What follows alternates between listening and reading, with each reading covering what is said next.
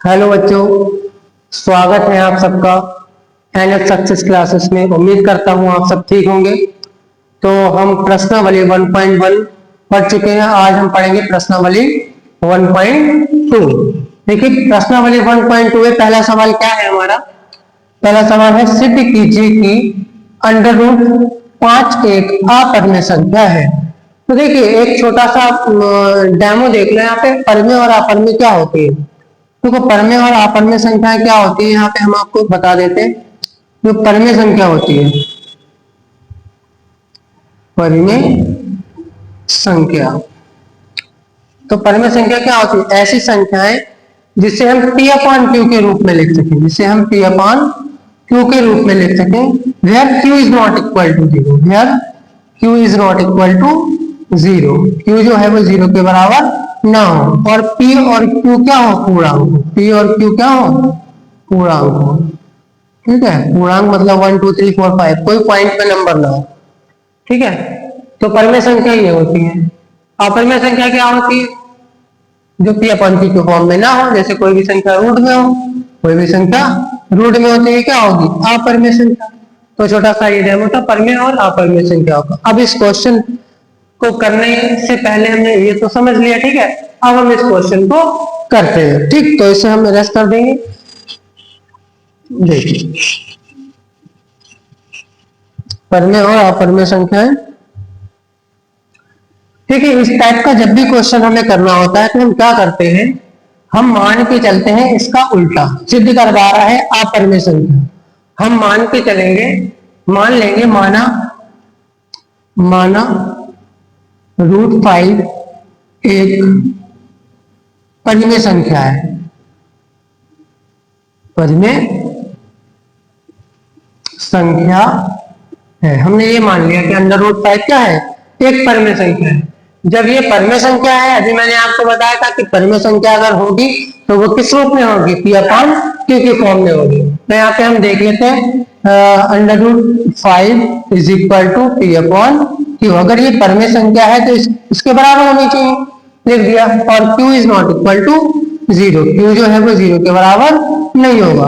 और p और p, q बराबर क्या होंगे? पूर्णांक होंगे, पूर्णांक होंगे। और अगर ये परिमेय संख्या है तो p और q का जो HCF है, HCF इसका p और q का वो बराबर आएगा 1 के। p और q का HCF किसके बराबर आएगा? 1 के बराबर आएगा, ठीक है। तो ठीक है, यहाँ पे देखिए कि अब हम क्या करेंगे, इस q की, इसके बटे में कुछ नहीं, क्या है? मान लेंगे 1 मान लेंगे। इसकी मल्टीप्लाई इससे करेंगे, q q गुणा √5 से करेंगे, क्या हो जाएगा? 5√q, और p q गुणा 1 से करेंगे तो क्या हो जाएगा? p is equal to under root 5q। ठीक है, इतना समझ में आ गया। अब इसके बाद क्या होता है, इसके बाद हम करेंगे दोनों ओर वर्ग। इसके बाद क्या कर देंगे? दोनों ओर वर्ग करने पर, वर्ग करने पर दोनों ओर वर्ग कर लो भाई। जब वर्ग करेंगे तो देखो क्या हो जाएगा, यहाँ पे p का स्क्वायर हो जाएगा, p का square is equal to under root 5 और q का स्क्वायर। खोल लेंगे तो p square is equal to, q square हटेगा तो रूट भी हट जाएगा, यहाँ पे हो जाएगा 5 और q पे क्या चढ़ जाएगा? स्क्वायर। देखिए, यहाँ से हमें ये पता चल रहा है कि ये जो p स्क्वायर है वो 5 से विभाजित है, मतलब ये जो 5 है इसके बटे में आएगा, 5 जो है इसके बटे में आ जाएगा। तो हम बोल सकते हैं कि जो p स्क्वायर है वो 5 से क्या है? विभाजित है। अगर हम इस टाइप से इसे अगर लिखना चाहें तो लिख सकते हैं कि मतलब p स्क्वायर बटे में 5 बराबर q स्क्वायर। इसका मतलब ये हुआ जो p स्क्वायर है वो किससे?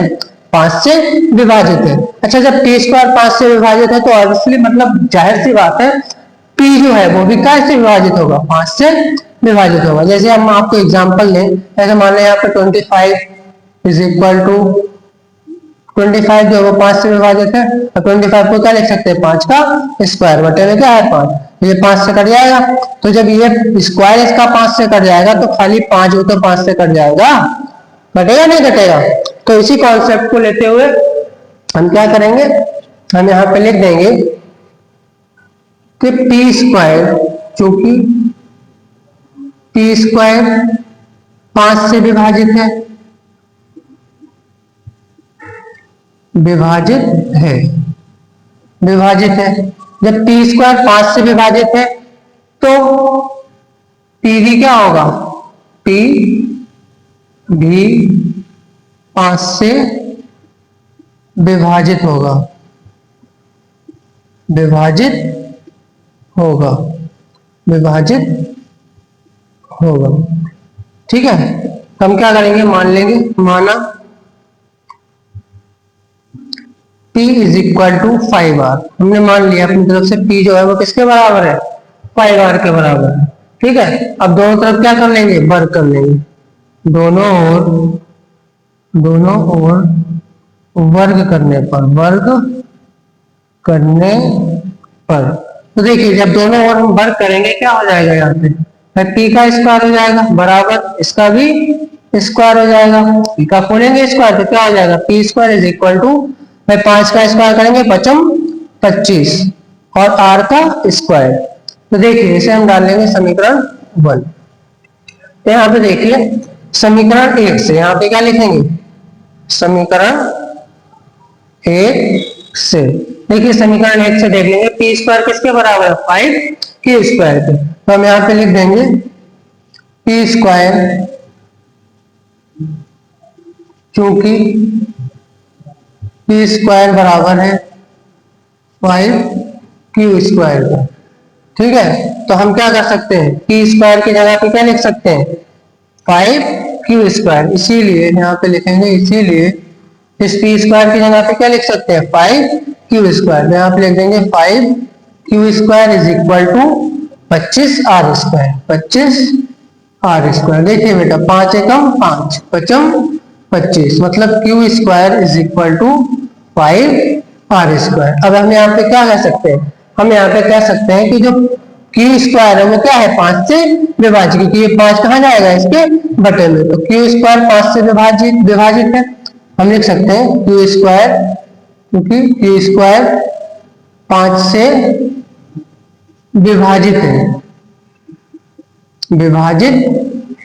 जब q² 5 से विभाजित है तो जाहिर सी बात है q भी 5 से विभाजित होगा, q भी क्या होगा, q भी 5 से विभाजित होगा। ठीक है, विभाजित होगा। इसका मतलब क्या है, देखिए बेटा p² 5 से विभाजित है और q² भी 5 से विभाजित है। इसका मतलब ये हुआ है p और जो q है, p और q का जो HCF है वो क्या है, 5 है। भाई HCF तो वही होता है जिसका LCM HCF से क्या हो, कट जाए पूरा। तो p और q दोनों 5 से विभाजित है। इसका मतलब ये हुआ कि इनका जो HCF है वो क्या है, वो 5 है। हम यहाँ पे लिख सकते हैं, p, q 5 से विभाजित है।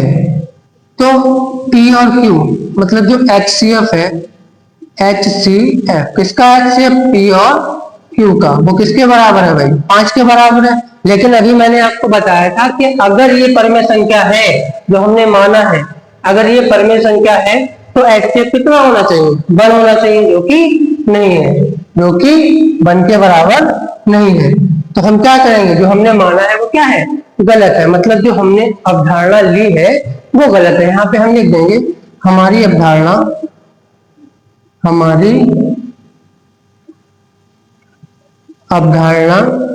गलत है। अतः √5 एक अपरिमेय संख्या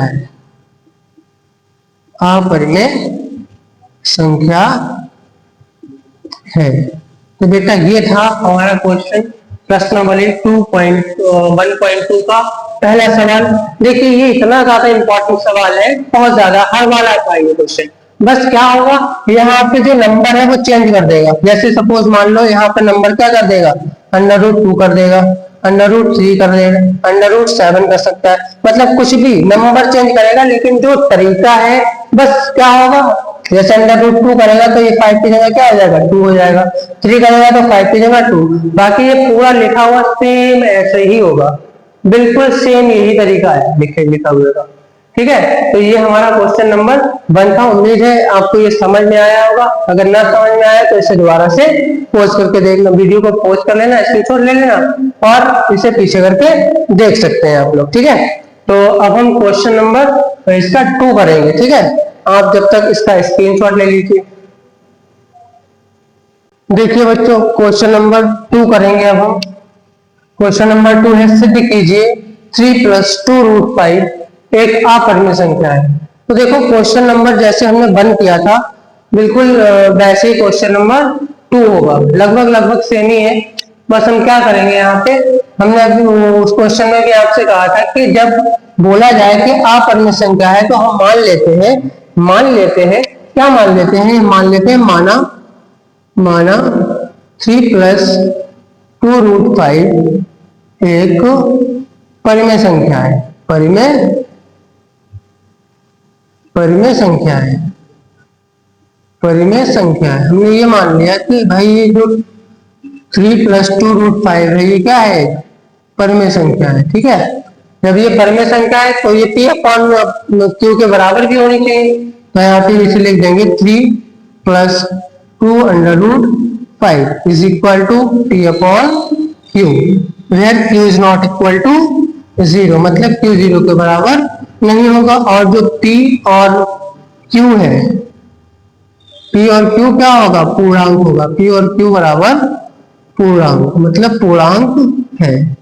और इस HCF इन दोनों का, HCF of P and Q, इनका जो HCF होना चाहिए वो क्या होना चाहिए, 1 होना चाहिए, अगर ये परिमेय संख्या है तो। ठीक है, तो हम यहाँ पे देखिए क्या करेंगे, इसमें सबसे पहले, अब इसमें स्क्वायर तो नहीं करेंगे क्योंकि ये प्लस में है, तो हम क्या करेंगे, इस 3 को उधर ले जाएंगे। तो जब 3 को उधर ले जाएंगे, ये प्लस का है, जब उधर ले जाएंगे तो माइनस का हो जाएगा। अभी लिखेंगे √2√5 सॉरी इज इक्वल टू, इस 3 को उधर ले जाएंगे क्या हो जाएगा, P/Q, और 3 के ले जाएंगे -3। ठीक है, अब ये जो 2 बचा है, इस 2 को, ये 2 कहाँ जाएगा, इसके बटे में, तो यहाँ पे लिख देंगे √5 इज इक्वल टू P/Q -3, और बटे में क्या आ जाएगा, 2। तो देखिए ये हमारा क्या है, P/Q, मतलब ये P/Q की फॉर्म का है, P/Q, ये ऊपर वाला P का मान हो गया पूरा, और ये नीचे वाला Q। ठीक है, तो ये P/Q, ये परिमेय संख्या है, ये परिमेय संख्या है, समीकरण एक कह देंगे, ये परिमेय संख्या, लेकिन √5 क्या है, एक अपरिमेय संख्या। तो हम यहाँ पे लिख देंगे, थोड़ी सी दूरी लिखेंगे, अतः P/Q -3/2 एक परिमेय संख्या है,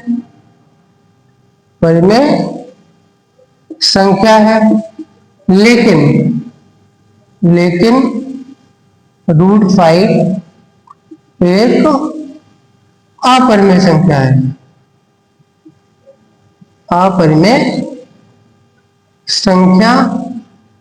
है, अपरिमेय संख्या है, जो कि भाई जब एक परिमेय संख्या और एक अपरिमेय संख्या है तो ये बराबर नहीं हो सकती। तो हम यहाँ पे लिख देंगे समीकरण एक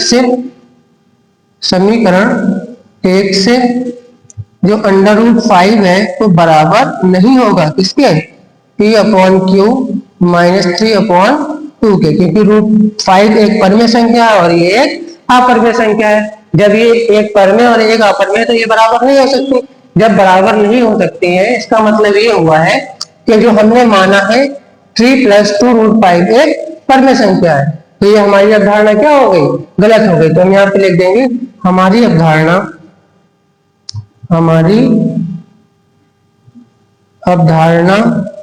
गलत है, अतः 3 + 2√5 एक अपरिमेय संख्या है, बस यहीं पे ये क्वेश्चन समाप्त होता है। मतलब ये दूसरा क्वेश्चन भी लगभग सेम ही है, बस ये थोड़ा सा और इजी हो गया। ठीक है, जब सिंगल टर्म होता है तो थोड़ा सा लेंथी हो जाता है, लेकिन अभी इस टाइप का क्वेश्चन है तो ये थोड़ा सा सरल हो गया। अब आप लोग इस क्वेश्चन का स्क्रीनशॉट ले सकते हैं। देखिए बेटा, क्वेश्चन नंबर 3 देखते हैं हम। इसमें 3 पार्ट है।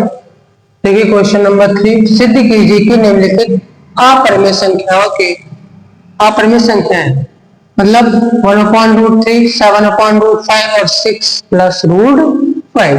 तो इसका पहला पार्ट देख लेते हैं, 1/√2। ठीक है, उसी तरीके से करेंगे, सेम कॉन्सेप्ट है। यहाँ पे मान लेंगे, माना 1/√2 एक परिमेय संख्या है। क्या है? परिमेय संख्या है। जब ये भाई परिमेय संख्या है तो ये p/q के रूप क्यों नहीं चाहिए, मतलब p/q के रूप के बराबर होती है। 1/√2 is equal to p/q, where q is not equal to 0 और pq क्या है? पूर्णांक है। pq पूर्णांक है।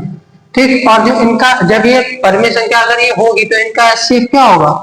HCF भाई 1 आना चाहिए। इसका HCF P और Q का जो HCF होना चाहिए वो क्या होना चाहिए? 1। ठीक है, तो हम क्या करेंगे इस सवाल में, इस सवाल को करने के लिए हम क्या करेंगे, इसका व्युत्क्रम व्युत्क्रम कर लेंगे। व्युत्क्रम करने को उल्टा करेंगे इसे। जब इसे उल्टा कर देंगे तो क्या हो जाएगा? √2 ऊपर आ जाएगा, 1 नीचे। ऐसे यहाँ पे Q ऊपर और P नीचे। ठीक है, इसे इसके नीचे 1 है तो 1 लगाया ना लगाओ तो इसे हम लिख सकते हैं √2 इज इक्वल टू Q/P।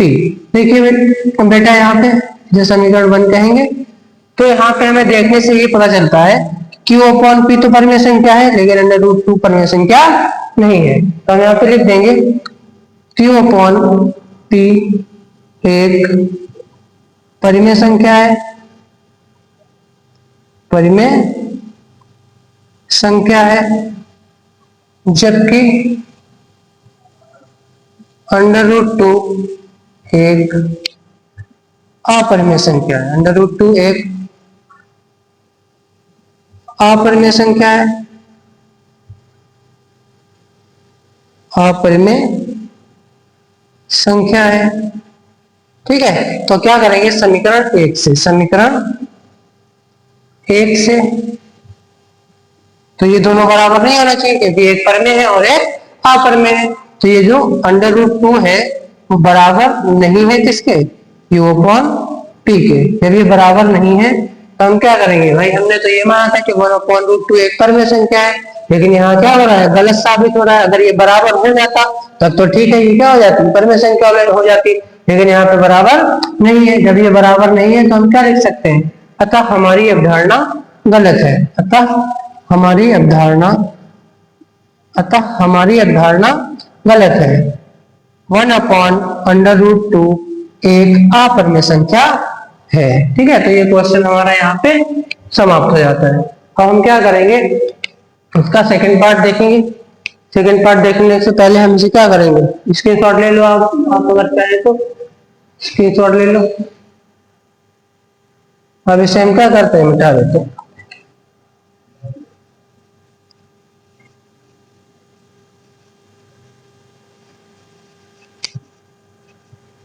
ठीक है, हमारा सेकंड क्वेश्चन क्या है? सेकंड क्वेश्चन है 7/5। तो हम यहाँ पे मान लेंगे, माना 7/5 एक परिमेय संख्या है। जब ये परिमेय संख्या है तो भाई 7 और √5 क्या होना चाहिए? P/Q के बराबर होना चाहिए और Q is not equal to 0। P, Q पूर्णांक है और इनका जो HCF है P और Q का क्या होना चाहिए? 1 होना चाहिए। ठीक है, तो यहाँ पे देखिए 7 एक कहाँ जाएगा? इसके बटे में। तो यहाँ पे हम लिख देंगे √5 इज इक्वल टू P/7Q। देखिए बेटा, यहाँ से हमें पता चल रहा है कि P/Q ये तो परिमेय संख्या है पूरी, और ये क्या है? अपरिमेय संख्या। तो हम यहाँ पे इसे क्या लिखेंगे? समीकरण 1 यहाँ पे लिखेंगे P/7Q एक परिमेय संख्या है, परिमेय संख्या है, जबकि √5 एक अपरिमेय संख्या है।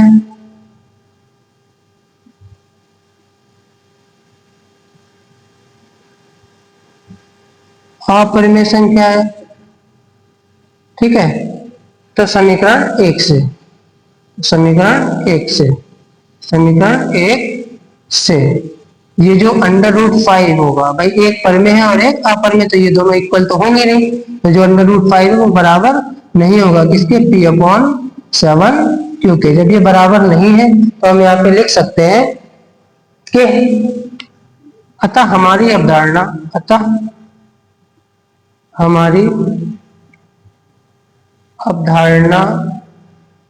गलत है। 7√5 एक अपरिमेय संख्या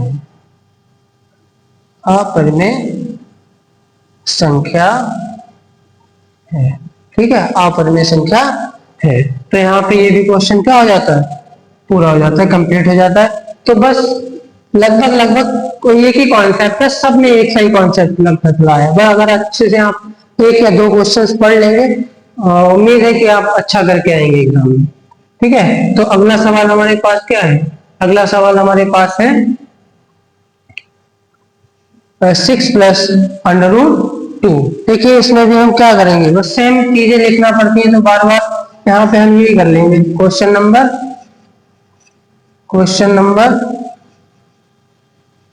देखिए, क्वेश्चन नंबर यहाँ पे थर्ड वाला पार्ट इसका ले लेंगे। तो देखिए थर्ड वाले पार्ट में क्या है, 6 + √2, ठीक है, 6 + √2। हम इसे मान लेंगे कि 6 + √2 है वो क्या है, एक अपरिमेय संख्या है।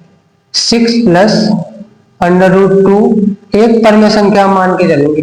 जब इसे परिमेय मान के चलेंगे तो भाई 6 + √2 क्या होना चाहिए, P/Q के बराबर होना चाहिए। और Q ≠ 0, P, Q पूर्णांक है, और P और Q का जो HCF है वो क्या है, 1 है, ठीक है। तो हम यहाँ पे लिख लेंगे 1 है। देखिए P/Q, तो क्या होगा, अब जो 6 + √2 P/Q, हम क्या कर सकते हैं, 6 को उधर भेज सकते हैं, मतलब √2 P/Q माइनस का 6। तो देखिए हमें यहाँ पे पता चल रहा है कि ये P/Q है, ये 6 यहाँ पे कुछ नहीं, क्या है, 1 है। तो यहाँ पे P/6/1 है, तो ये पूरा क्या है, परिमेय संख्या है, क्या है, और √2 क्या है, एक अपरिमेय संख्या है। तो हम यहाँ पे लिख देंगे कि P/Q -6 एक परिमेय संख्या है, जबकि √2 एक अपरिमेय संख्या है। तो हम यहाँ पे लिखेंगे जब एक परिमेय है और एक अपरिमेय है, तो हम क्या कर सकते हैं भाई, ये दोनों बराबर तो होंगे नहीं, तो हम यहाँ पे लिखेंगे समीकरण 1 से जो √2 है वो बराबर नहीं होगा किसके, P/Q -6 के बराबर नहीं होगा। जब ये बराबर नहीं होगा तो जो हमने माना है वो क्या हो गया, गलत हो गया। जब गलत हो गया तो हम यहाँ पे लिख देंगे अतः हमारी अवधारणा गलत है। धारणा मतलब जो हमने एज्यूम किया है, जो हमने माना है, हमारी अवधारणा क्या हो गई, गलत हो गई।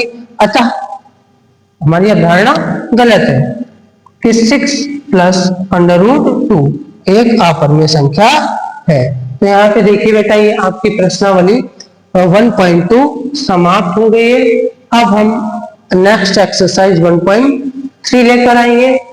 उम्मीद है आपको ये वीडियो पसंद आया होगा, और अगर कहीं पे कोई दिक्कत लगे तो इसे दोबारा से देख सकते हैं आप लोग। और इस हमारे ये नया YouTube चैनल है, इस YouTube चैनल को ज्यादा से ज्यादा क्या सब्सक्राइब करना है आपको, और शेयर कर देना, एक दूसरे को शेयर करना, सब्सक्राइब करना, क्योंकि नया YouTube चैनल है तो आप लोगों के सपोर्ट की बहुत ज्यादा जरूरत है। ठीक है, शुक्रिया।